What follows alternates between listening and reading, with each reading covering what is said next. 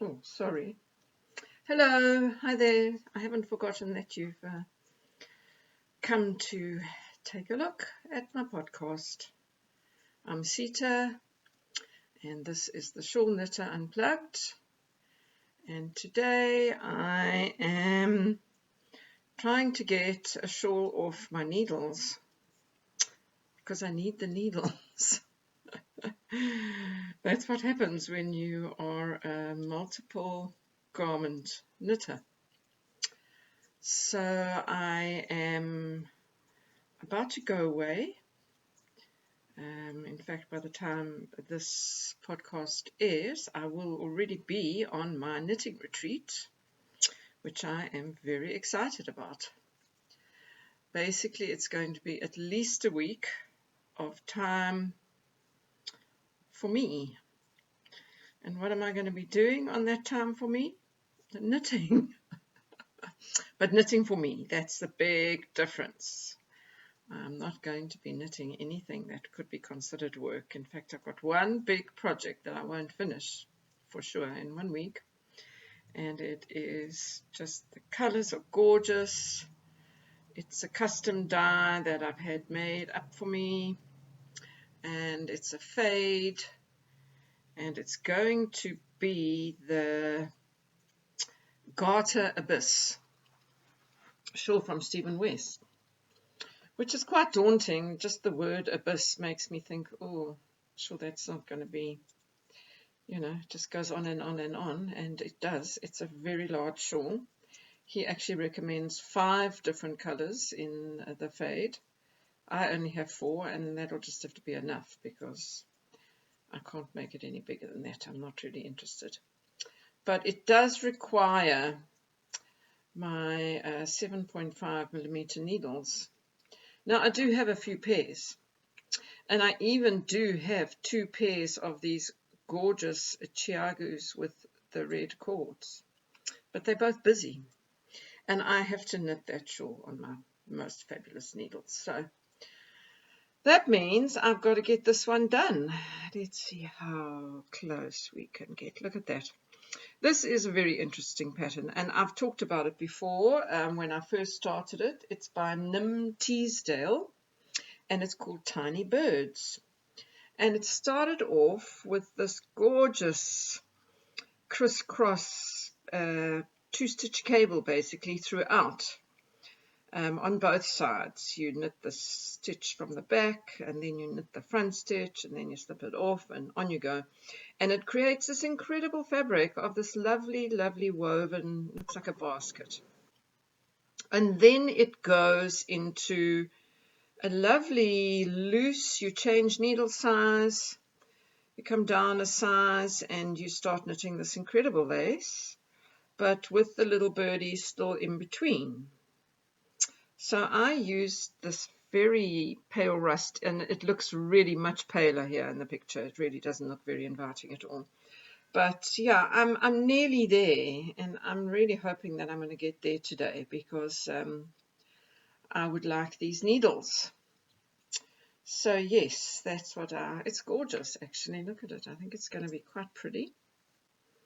Very pretty indeed. And this is yarn from this is from Big Fox yarn, South African yarn dyer. And the rust, I think, could be from Teresa also. I'm making great use of my wonderful South African yarn dyes at the moment. And that's great fun. But I think that's going to be nice when it's done. Looks good against this kind of aubergine. So yes, that is that. What do I have for you today? Well, I have some very funny news. I recently knitted this fantastic scrappy marled blanket, which I showed, and I loved it. I do love it, but it's just too lovely to be a blanket, in my opinion.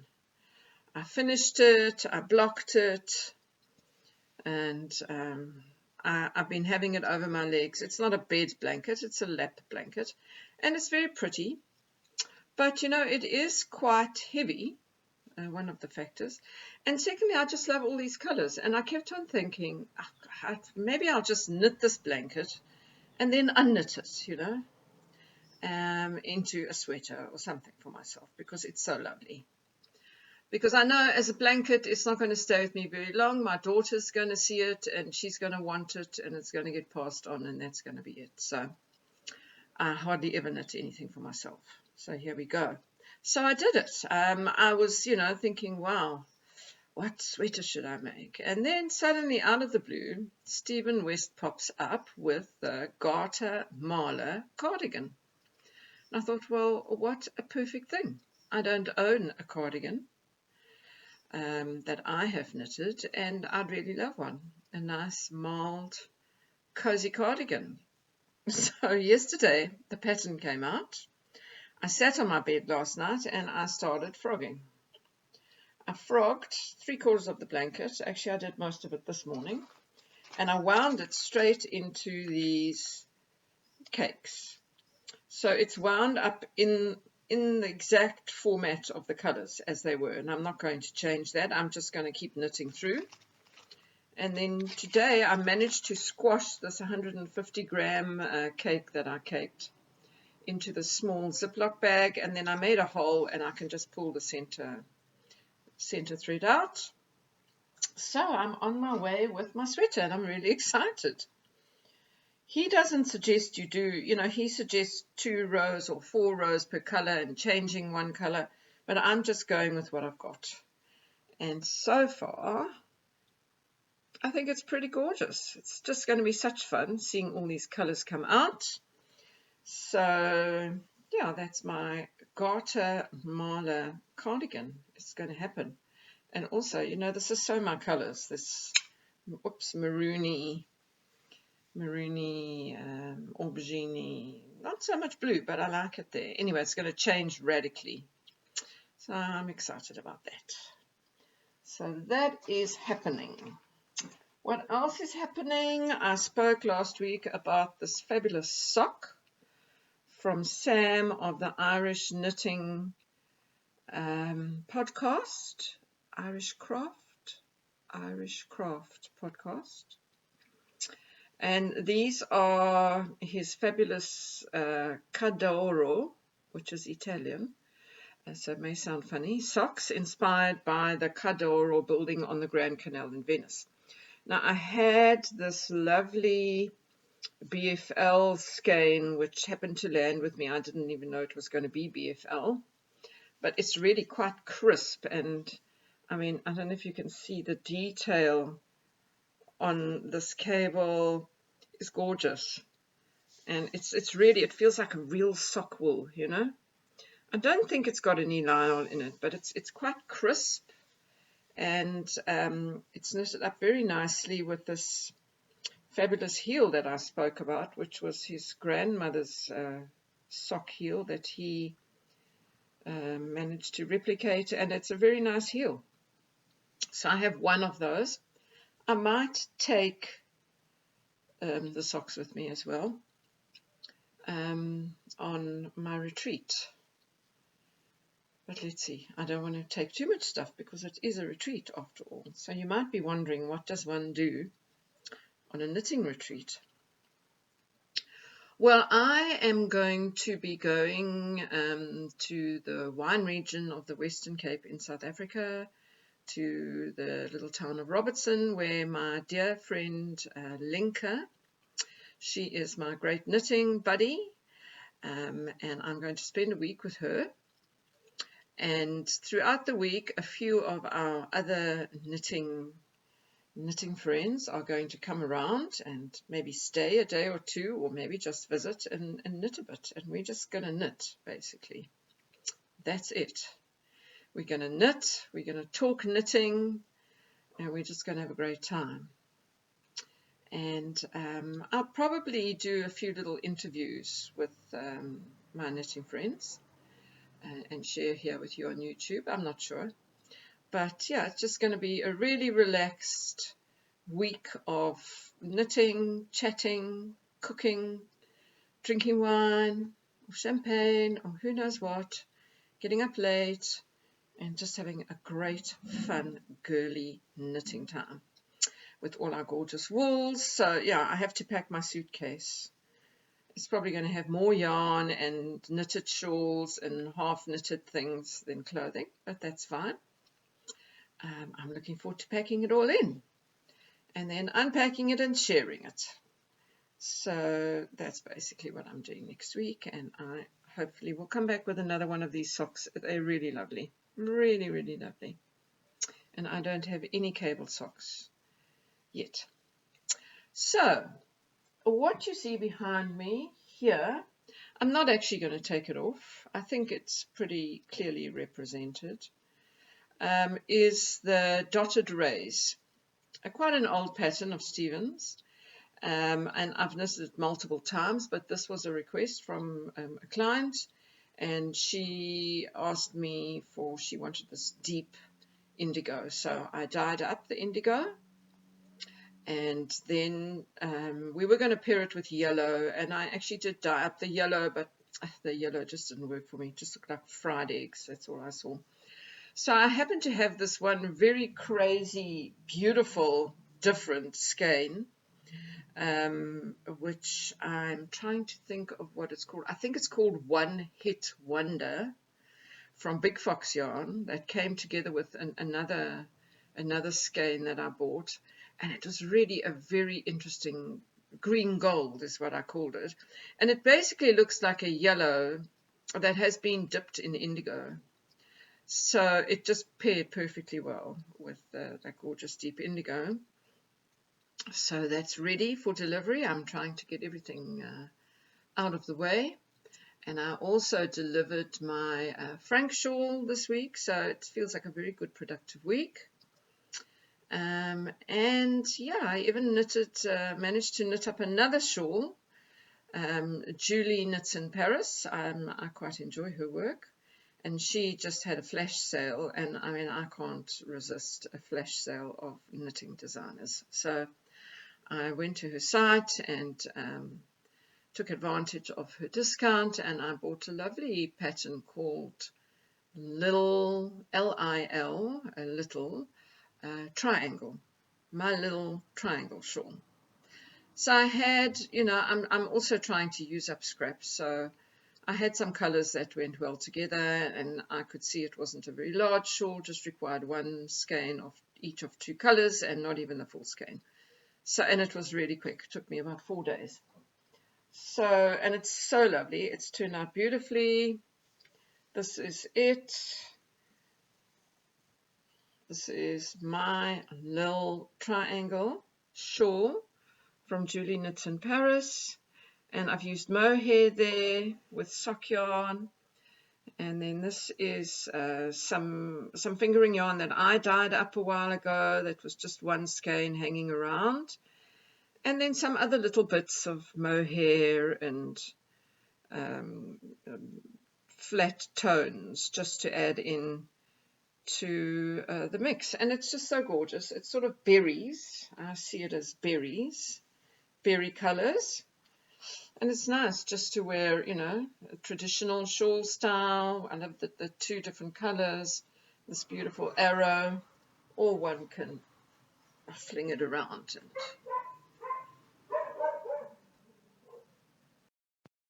So sorry about that. I just had to pause. The dog started to bark. But yeah, it's really lovely and soft, and I just love mohair mixed in. It's actually held with lace weight, the mohair, and then the flat yarn is just fingering weight. But it's just a gorgeous size. It's not very big. It's soft and lovely to wear. So that was just a quick little in-between surprise knit, and also in colors that I really like. So lavender, cherry, and raspberry berry colors. Yeah, and I think that's about the extent of my knitting, although it has been quite a lot. I did receive this gorgeous yarn that I ordered from our local dyer called S. Teresa Yarns Creations. Look at that against my shirt. Just gorgeous.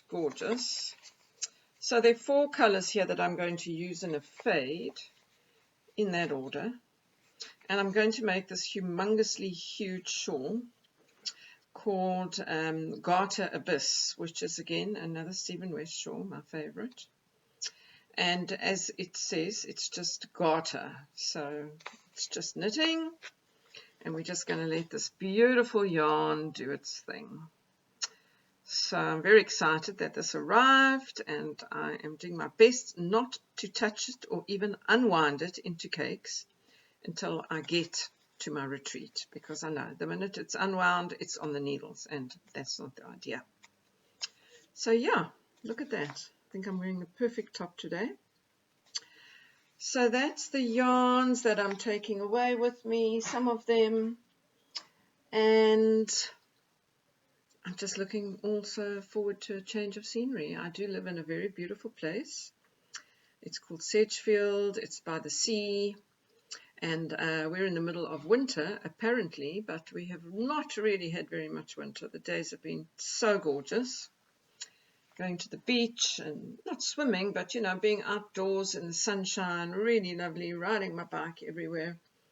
It hardly feels like winter. But where I'm going now is actually in the mountains, and I suspect it could be quite a lot colder, but that's fine because I'm going knitting, and I will be very happy with cool weather.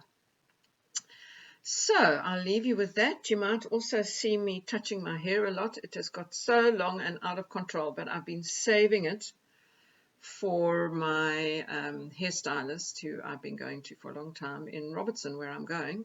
So one of the things I will treat myself with next week is a lovely haircut, which I very badly need. Besides that, nothing much else to report. I'm sure I'll also probably knit a bit on my cardigan, on my marled cardigan. I still have to frog some of it, but I do have quite a few cakes, and I'm actually just going to work straight from those cakes. I'm not going to try and mix in colors and change. It's just going to be very interesting, and that's just the wonder of not knowing what comes next. You know, that's what keeps us going on. So I'd like to say thank you very much for coming along today to see what I have to share with you. Hope you don't find it too boring. I don't have any tips for you today. I think I'm just too excited about my retreat. I just kind of want to get going, and I took this opportunity to record this. It's Friday, because there was a bit of silence. It's a bit difficult to get a good moment. And yeah, if you'd like to follow me on Instagram, I do a lot of work on Instagram. Every day I post on Instagram. My name on Instagram is Tribal Bling, and I'll put that in the show notes. And I will put all the other information that I've shared with you in the show notes. And I'd also like to know in the comments, if you care to take the time, do you read the show notes? I'm just curious about that. You know, people are always saying you can't fit enough space there, and so they have a Patreon and they put everything in the Patreon notes. But you know, do you actually read the show notes? That's what I'm curious to hear. So if you wouldn't mind telling me that. And of course, if you like this episode, you could like it. And you could give it a thumbs up. You could subscribe. And that would all be very nice. I am planning to... Yeah, I've got something up my sleeve with this podcast. It's basically my testing ground to see if I can actually bear looking and talking to myself. It's very difficult for me, but so far it's okay. But it's leading to other things. So I just want to say thank you very much. Seeing as it is Friday, I want to wish you a wonderful weekend, although this episode will only come out on Monday. So take care, be well, happy crafting, and thank you.